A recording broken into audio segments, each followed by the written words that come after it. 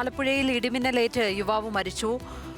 കൊടുപ്പുന്നയിൽ Akhil P ശ്രീനിവാസനാണ് മരിച്ചത്. കൊയ്ത്തു കഴിഞ്ഞ പാടശേഖരത്തിൽ cricket കളിക്കുമ്പോൾ ആയിരുന്നു അപകടം. കൂടെയുണ്ടായിരുന്ന രണ്ടുപേർക്കും ഇടിമിന്നലിൽ സാരമായി പരിക്കേറ്റു. ദേവൻ എം പി ചേരുന്നു വിവരങ്ങളുമായി. ദേവൻ, സങ്കടകരമായ വാർത്തയാണ് ആലപ്പുഴയിൽ നിന്ന് എത്തുന്നത്.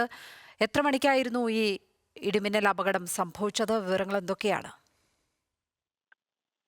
തീർച്ചയായും ഒരു അപ്രതീക്ഷിതമായ ഒരു സംഭവമാണ് ഉണ്ടായിരിക്കുന്നത്. ഇന്ന് ഉച്ചയോടുകൂടിയാണ് ഈ അപകടം ഉണ്ടാവുന്നത്.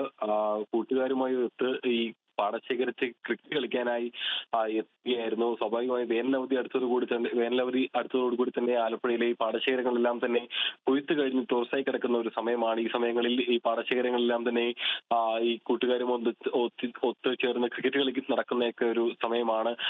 അങ്ങനെ ഈ ക്രിക്കറ്റ് കളിക്കാനായി കൂട്ടുകാരുമായി പാടശേഖരത്തിൽ ഇറങ്ങുമ്പോഴായിരുന്നു അപകടം ഉണ്ടാകുന്നത്. ഇന്ന് പരക്കെ ഈ ജില്ലയിൽ ഒട്ടാകെ ഇന്നൊരു മൂടിക്കെട്ടിയ ഒരു അന്തരീക്ഷമായിരുന്നു ഉച്ചയ്ക്ക് ശേഷം ഉണ്ടായിരുന്നത്. പല മേഖലകളിലും ഇടിമിന്നൽ ഒക്കെ ഉണ്ടാകുന്ന ഒരു സാഹചര്യം ഉണ്ടായിരുന്നു. അങ്ങനെയാണ് ഈ തുറസായ സ്ഥലത്ത് വെച്ചിട്ട് ഈ ഒരു ക്രിക്കറ്റ് കളിക്കാൻ ഇറങ്ങുമ്പോഴത്തേക്കും പാടശേഖരത്ത് ഇടിമിന്നലേൽക്കുകയും ഈ ഒരു അപകടം ഉണ്ടാവുകയും ചെയ്തത്. കൂടെ ഉണ്ടായിരുന്ന രണ്ട് സുഹൃത്തുക്കൾക്ക് കൂടി ഈ ഇടിമിന്നലിൽ പരിക്കേറ്റിക്കൊണ്ടായിരുന്നു.